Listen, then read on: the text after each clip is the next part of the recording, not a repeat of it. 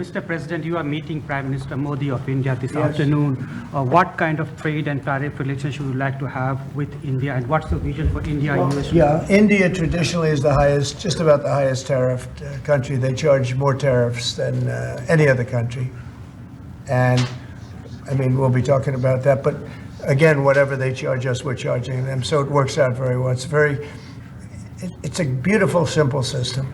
And we don't have to worry about, gee, we're charging too much or too little. But traditionally, India is right at the top of the pack, pretty much. There are a couple of smaller countries that are actually more.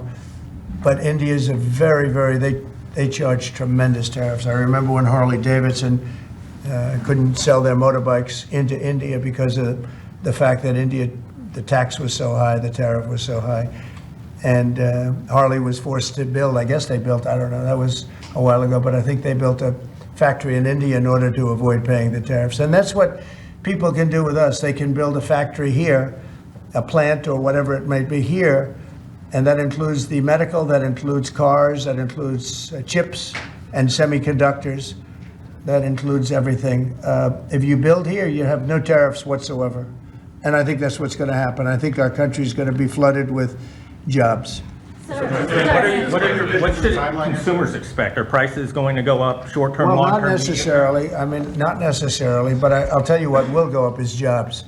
The jobs will go up tremendously. We're going to have great jobs for everybody. This is something that should have been done many years ago. China did it. I mean, China did it at a level that probably nobody's ever seen before. If you manufactured a car, you couldn't send it into China. The tariff was so high, so everybody went and they built in China. It was no big secret. So we're going to see, but it's going to mean tremendous amounts of jobs. And ultimately, prices will stay the same, go down. But we're going to have a very dynamic country. But if prices go up, Mr. President, because of these tariffs, who do you think voters should hold responsible? Oh, I think what's going to go up is jobs are going to go up, and prices could go up somewhat short term, but prices will also go down. And I think the farmers are going to be helped by this very much because product is being dumped into our country, and our farmers are getting hurt very badly by the last administration. The last administration hated our farmers, like at a level that I've never seen before. I think our farmers are going to be helped. Jobs are going to be helped, but our farmers are going to be helped. Our manufacturers are going to be helped. And again, if somebody wants to come in, including the car companies, if they want to come in and build car plants, they'll do it without tariffs, and therefore prices won't go up. There could be some short-term disturbance, but long-term, it's gonna make our country a fortune. So Americans should prepare for some short-term pain. No, you said that. I didn't say that. You know? But if the prices go up, Let's see what happens. Nobody really knows what is going to happen other than we know that jobs are going to be produced at levels that we haven't seen before. We know that we think interest rates are going to ultimately be coming down because of things that happen, and they go hand in hand with the tariffs. But we think that the prices for some things, many things, it could be all things, will go down. Ultimately, will go down. Mr. President, can you explain the timeline here, sir? There's a period of time for a review, a report, 180 days. Sure. What's the earliest date that you think tariffs will actually be implemented and executed? Well, I would say, maybe I'll ask Howard to answer that, because he's going to be the one that's implementing. What do you think? Our studies should be all complete by April 1st. So we'll hand the president the opportunity to start on April 2nd if he wants. So I think we'll be ready to go on April 1st, and we'll hand it to the president, and he'll make his decisions. But remember, if they drop their tariffs, prices for Americans are coming down. Our production's going up, and our costs are going down. Remember, it's a two-way street. That's why it's called reciprocal. Have you spoken to any American CEOs directly about this? Are they calling you and asking for I've spoken to many, exemptions? and many love it. And they say this is going to be the thing that makes our country really prosperous again. And this is going to be what pays down to $36 trillion in debt and all the other things. And this is going to be, this is an amazing day. I think this is going to be a very big day and in a very positive way for our country. Yes, please. Mr. President, you've talked about the VAT and the EU before and your concerns with how the EU treats you. Do you have a number in mind on the European Union? Do you have an idea where that number is going to land? Well, what they are now is they have a 20% VAT tax, which we're considering to be similar or the same as the tariff.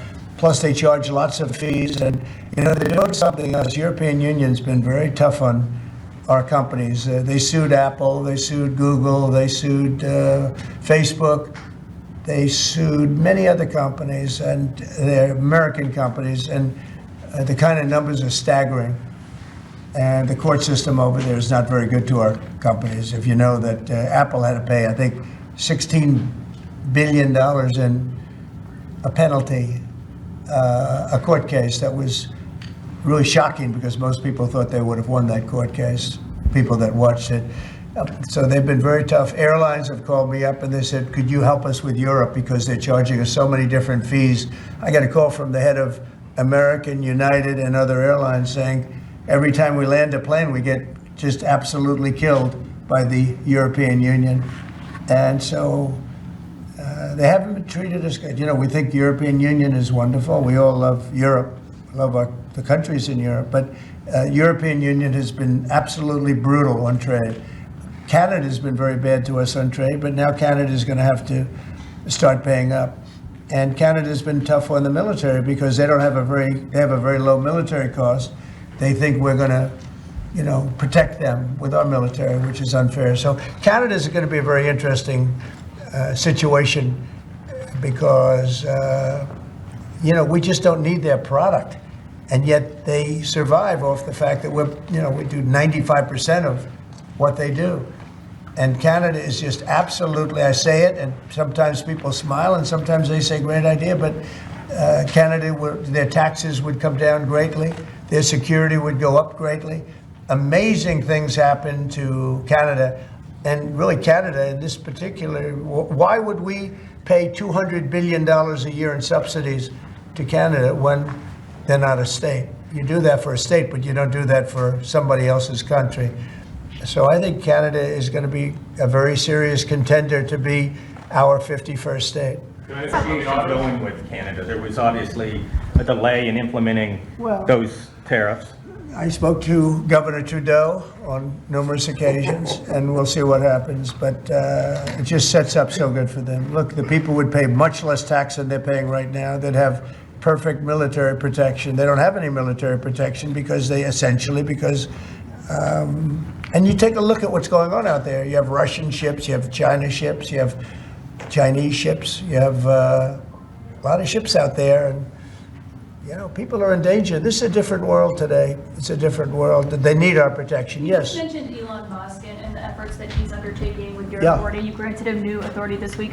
Will he secure any new government contracts while he is working on DOGE? No, not if there's a conflict. If there's no conflict, I guess what difference does it make? But we won't let him do anything having to do with the conflict. Are you personally checking to make sure there's no conflicts of interest? Yeah, I am. He answers to you. Sure, he does.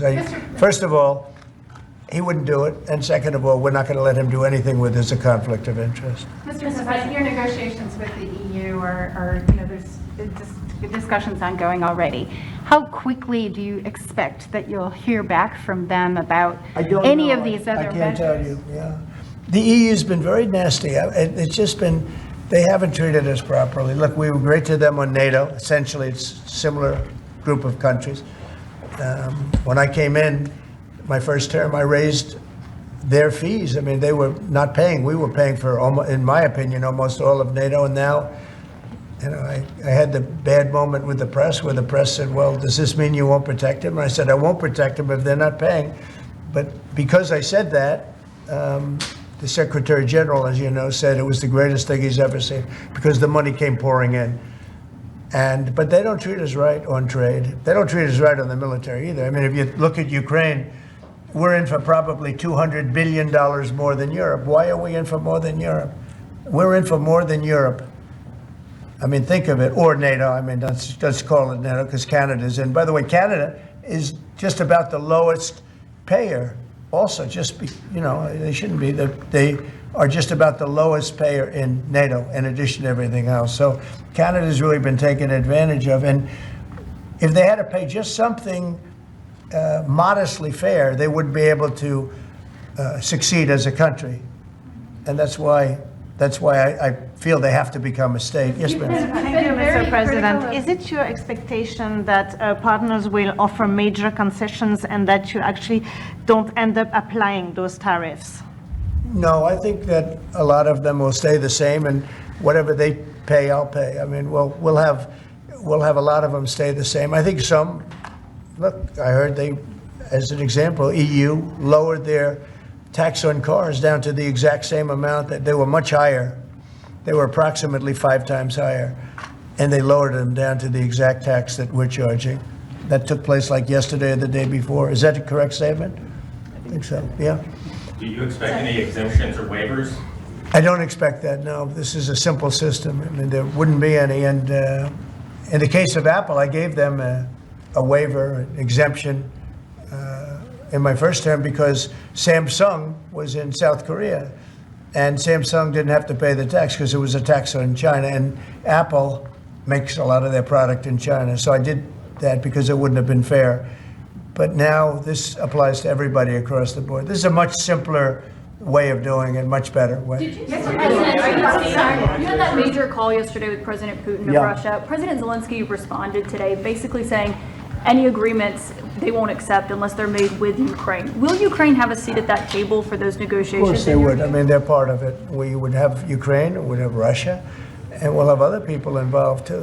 A lot of people, a lot of forks in the, a lot of forks in this game. I'll tell you what, this is a very interesting situation, but the Ukraine war has to end. The young people are being killed at levels that nobody's seen since World War II. And it's a ridiculous war, and it has to end. We had a good talk with President Putin. I had a good talk with President Zelensky, very good talk. And somebody said, oh, I should have called Zelensky first. I don't think so. I mean, we have to find out whether or not Russia wants to make a deal. I know that Zelensky wants to make a deal because he told me that. But I now know that Russia wants to make a deal. Did you ask Secretary Hegseth to walk back his comments yesterday saying Ukraine won't join NATO and won't go back to pre-2014 borders because those I are didn't, no. bargaining chips you could use? No, I didn't. Somebody told me that, but I thought his comments were good yesterday, and they're probably good today. They're a little bit softer, perhaps, but I thought his comments from yesterday were pretty accurate. I don't see any way that a country in Russia's position could allow them, just in their position, could allow them to join NATO. I don't see that happening. And long before President Putin, Russia was very strong on the fact that I believe that's the reason the war started, because Biden went out and said that they could join NATO, and he shouldn't have said that. As soon as he said that, I said, you know what? You're going to have a war now, and I was right about that. This is a war that would have never happened if I were president. You don't think it's President Biden's fault, not President Putin? I mean, he's the one. I think who made Biden it. is incompetent, and I think when he said that they could join NATO, I thought that was a very stupid thing to say. I thought when he said, well, it depends if it's a minor incursion. In other words, it's okay if Russia does a minor incursion. I thought that was a very foolish thing to say. President, when should we expect on auto? Got it started. The other thing that got it started was how badly Milley and these stupid people, the bad generals, how badly they did with Afghanistan. I was going to pull out, but we were pulling out with dignity and strength, and we were going to take our equipment with us and everything else. They are, I mean, what they're doing is, what they did with that, I think Putin looked at that mess and he said, wow, this is a great time, I'm going to go in. But what the Americans said, I'm not blaming Americans, but I will say what they said had a big influence on his deciding to go in. Yeah. When Elon Musk met with Prime Minister Modi earlier today, did he do so as an American CEO or did he do so as a representative of the U.S. government? Are you talking about me? No, Elon Musk. Elon, I don't know. They met, and I assume he wants to do business in India. But India is a very hard place to do business in because of the tariffs. They have the highest tariffs just about in the world, and it's a hard place to do business. No, I would imagine he met possibly because, he's running a company. He's doing this as something that he's felt strongly about for a long time because he sees what's happening and he sees how the country is really being hurt badly by all of the fraud, waste, and abuse. Yeah. So how does Modi know whether he's meeting with a CEO or meeting with a representative of your government? Well, he's meeting with me in a little while, so I'm going to ask him that question. All right, I'll ask him that question, yeah. On auto tariffs, what should we expect, sir? You mentioned obviously steel and aluminum and pharmaceuticals. What are you thinking about auto tariffs? We haven't talked about that much. I think autos are coming soon. I think they're all coming more or less at the same time. And it's not going to be a big shock to the system. But what it's going to do is it's going to bring pharmaceuticals back to our country. Much more important than the money. It's a lot of money, but it's going to bring pharmaceuticals back to our country. It's going to bring chips back to our country. It's going to bring automobile. We're going to do a lot more automobile manufacturing in our country. You know, when I did this, when I announced this during the campaign, they were going to build the largest car plant in the world in Mexico. It was almost under construction. It was just starting.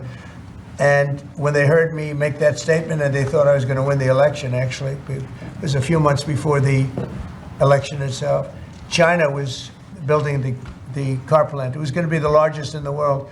They immediately stopped construction. You can see the foundations there. They immediately stopped. When they heard I was doing this, that would have destroyed Detroit. It would have destroyed Michigan. This plant would have taken up more than almost the whole state built. And it would have been very destructive. When they heard me speak, and they said, "Wow, if he gets in, we're gonna lose our shirt." So they stopped building. That's the impact that tariffs have. Again, you know, I say it, and I say it loudly. It's the most beautiful word. But now I say religion, love, and a couple of other things are more beautiful, because I got in a lot of problem with the fake news when they said, "Oh, other things are more important. God is more important." But these are the words. But I would say it's number 4 or 5. To me, it's the most beautiful. And I'll tell you what, I think really reciprocal tariffs, those 2 words, reciprocal makes tariffs really fair. Honestly, all countries, I mean, no exemptions, right? It would be all auto imports? Any exemptions now, because you don't need to. With reciprocal, you don't need to. Mr. President, Gavin Clegg just arrived at the IRS. Fox Radio. Do you have a update on the TikTok negotiations? Yeah, we have a lot of people. Timeline's running out, isn't it? Sure, well, I have 90 days from about 2 weeks ago, right? And I'm sure it can be extended, but let's see, I don't think you'll need to. We have a lot of people interested in TikTok, and I hope to be able to make a deal. I think it would be good. You know, people have learned it's very popular, and we'll have to probably get approval from China to do it, but we have a lot of people that are interested, and a lot of people, I think China will be interested because it's to their benefit too. So I look forward to that, but we have a lot of people that are interested in TikTok, quite a few. Mr. President, DOGE workers arrived today, Gavin Clegg and others arrived today at the IRS. Do you expect to close the IRS, or what are you expecting? No, I don't expect it, but I Someday. think that the Internal Revenue Service will be looked at like everybody else. Just about everybody's going to be looked at. So it's they're doing a hell of a job. It's an amazing job they're doing. And you know, that force is building these, I call it the force of super geniuses, but it's building. And you know, they go up and they talk to some of the people about certain deals, and the people get all tongue-tied. They can't talk because these people get it. They're very smart people. We need smart people. Yes. Brian? On tariffs, sir. Yeah, Brian? Yes, sir. Mr. President, I know that during the campaign, it was huge in Pennsylvania as far as bringing back manufacturing. Have we talked to any CEOs since the tariffs were announced on steel and aluminum? What's the feedback from those guys? They are in love with it. As you know, in Pennsylvania, U.S. Steel is through the roof. They're all through the roof. That's why I didn't want U.S. Steel to make a deal with Japan or anybody else. I think it's going to do great.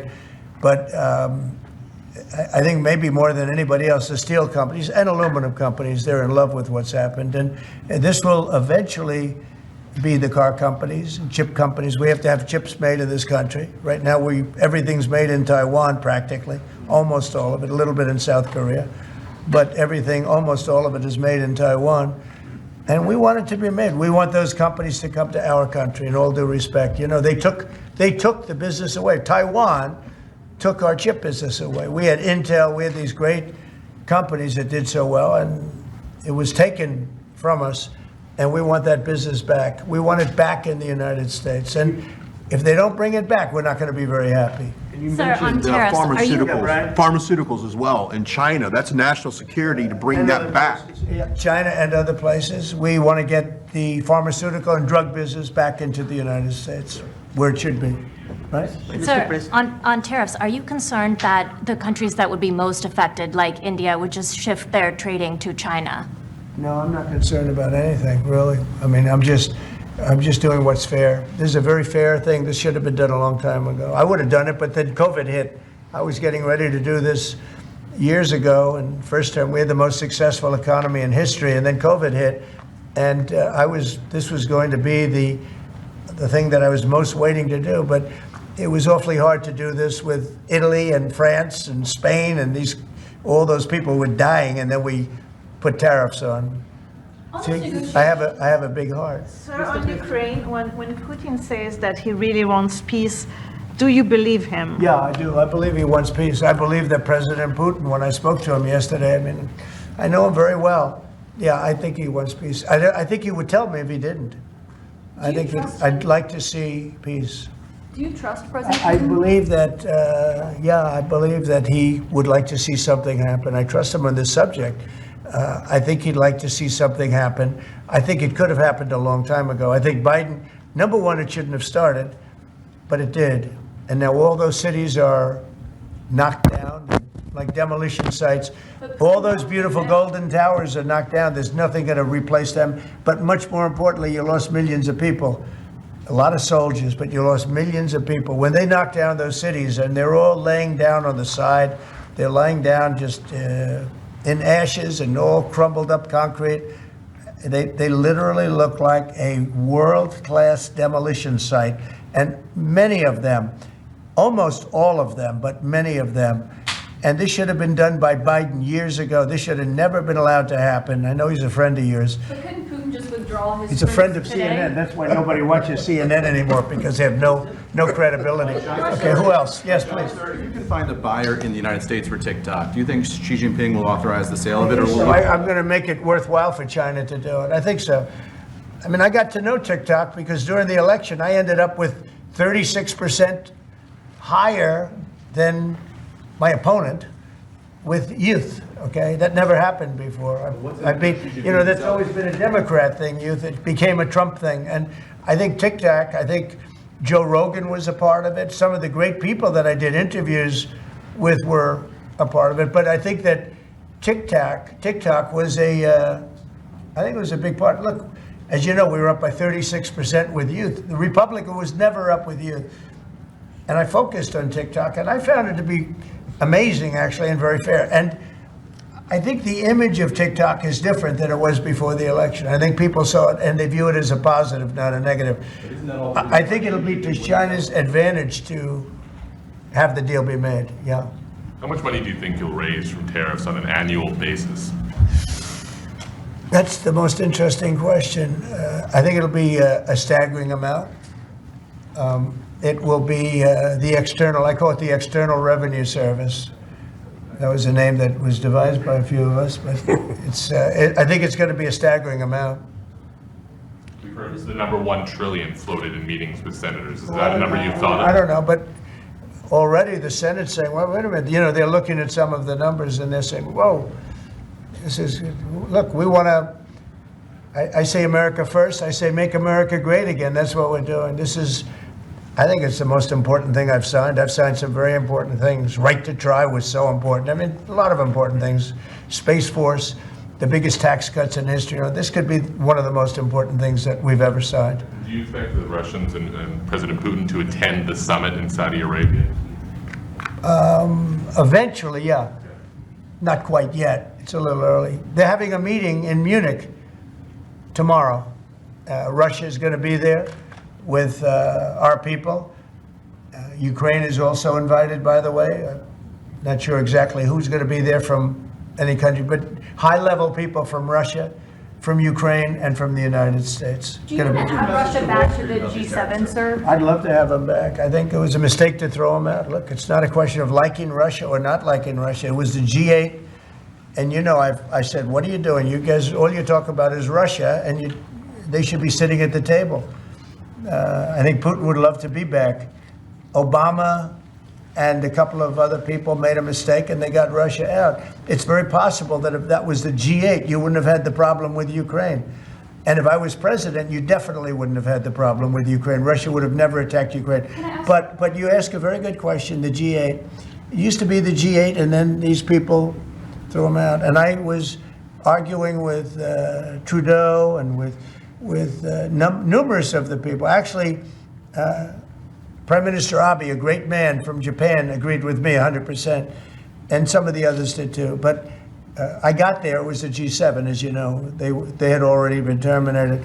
I think it would have been very helpful, and it still would be helpful to have Russia be a part of that mix. And I think if they were, I don't think you would have had the problem that you have right now. Russia is Amount of part force of the G. because they illegally annexed Crimea. I mean, how would you have responded if Russia invaded or Well, you took know, over? they took Crimea during Obama. They took, well, now they're looking to take the whole thing. Then they took a big chunk of land and people, as you know, during Bush. And now they're trying to take the whole thing during Biden. You know, the only one that didn't give them anything is Trump. They never took anything with Trump, nothing, not 2 inches of property of land. But Crimea was Obama. And then Bush gave them a lot, you remember. And then, in fact, it's a sort of a standard little phrase, and Biden's giving them everything because this is a war that shouldn't have been had. And the only one that didn't give them anything is Trump. It's just the way it is. What's the message from Wall Street about these tariffs? So there's been some nervousness on Wall Street about the I don't think impact. so. I mean, there hasn't been very much, and I think it's going to make the United States stronger, and in many ways it could make other countries stronger too. You know, other countries want to have a strong United States. They want to have a strong America. And I think it's going to make us very, very strong, much stronger. And we have a lot of work we're doing on the military. Our military already, I've authorized some contracts to be built that are very substantial. We're building the greatest equipment in the world. We have the greatest military equipment in the world. We're building it. At some point, when things settle down, I'm going to meet with China, and I'm going to meet with Russia in particular, those two. And I'm going to say, there's no reason for us to be spending almost $1 trillion on military. There's no reason for you to be spending $400 billion. China's going to be at 400 billion. We're at $1 trillion. We're going to be at close to $1 trillion. And I'm going to say, we can settle this on, we can spend this on other things. We don't have to spend this on military because, and I'm going to be meeting with China. You know, we were trying to de-escalate nuclear, and I was in a position where Russia had agreed and China had agreed we were going to start, and then we had a rigged election, so that never took place. But this one was too big to rig. We won by so much that it was too big to rig. You want to do the China meeting in the United States, or would you travel to China for that? For what? The China meeting. Would you do that here or I there? tell people all the time, you know, the question is who's going to have the first meeting, where are you going to, I say this to Putin, to President Xi, I say to everybody, never bothered me, you know, I'm willing to say I'll go first. It doesn't matter. It's the end result that counts. So it doesn't make any difference. When do you want to have a conversation about global defense spending, you, China, Well, I'd Russia? like to have that, as soon as things settle down, I'm going to have that conference, primarily with China and Russia, because those are the two that really are out there. And we're going to have them spend a lot less money, and we're going to spend a lot less money. And I know they're going to do it. They agreed to it. We were talking about denuclearizing, and President Putin and I agreed that we were going to do it in a very big way. There's no reason for us to be building brand new nuclear weapons. We already have so many. You could destroy the world 50 times over, 100 times over. And here we are building new nuclear weapons, and they're building nuclear weapons, and China's building new nuclear weapons, and China's trying to catch up because, you know, they're very substantially behind, but within 5 or 6 years, they'll be even. And we're all spending a lot of money that we could be spending on other things that are actually, hopefully, much more productive. Hopefully, there'll never be a time when we need those weapons. If there's ever a time when we need nuclear weapons, like the kind of weapons that we're building and that Russia has and that China has to a lesser extent, but will have, that's going to be a very sad day. That's going to be probably oblivion. Do you see that as separate conversations, or do you see one giant summit with you, Xi Jinping, and Vladimir Putin? Yeah, I could see that. Let things calm down a little bit. You know, when I left, we had no Middle East problem. We had no Russia going into Ukraine. They never would have done it. Putin never would have done it. And I came back and we got like the whole world is blowing up. So when we straighten it all out, then I want to have one of the first meetings I want to have is with President Xi of China, President Putin of Russia, and I want to say, let's cut our military budget in half. And we can do that.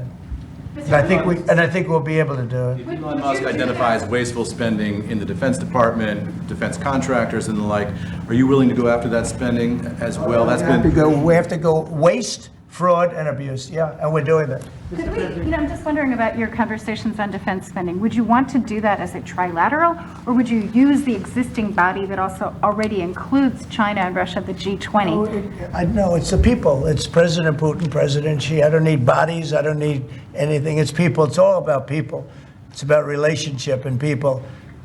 And, I've had a good relationship with President Putin. I've had a good relationship with President Xi. It's about people. And I think when things straighten out, which I hope will be in the not too distant future, the meeting I want to have first is a meeting with China and a meeting with Russia on slowing down, stopping, and reducing nuclear weapons in particular, and also on not having to spend the kind of money we're all spending on weapons, military weapons generally. I think my question is, would you have those meetings separately with each of those leaders, or would you try to bring them all together? Both.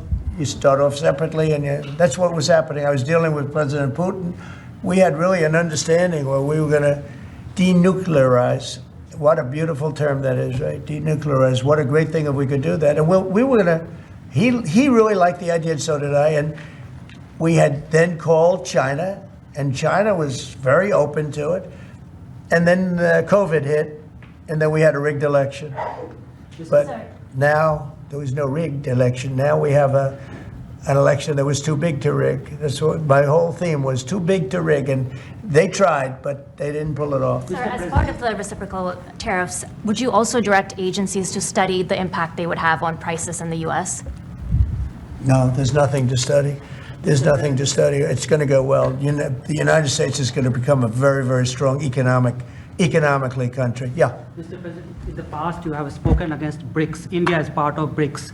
Do you want to dismantle BRICS, or US want to be part of it? I don't care, but BRICS was put there for a bad purpose. And most of those people they don't even want to talk about it now. They're afraid to talk about it because I told them if they want to play games with the dollar, then they're going to be hit with a 100% tariff the day they mention that they want to do it. And they will come back and say, we beg you not to do this. BRICS is dead since I mentioned that. BRICS died the minute I mentioned that. And I remember when Obama and Biden in particular, I guess he said that, they have us over a barrel. They don't have us over a barrel. We have them over a barrel.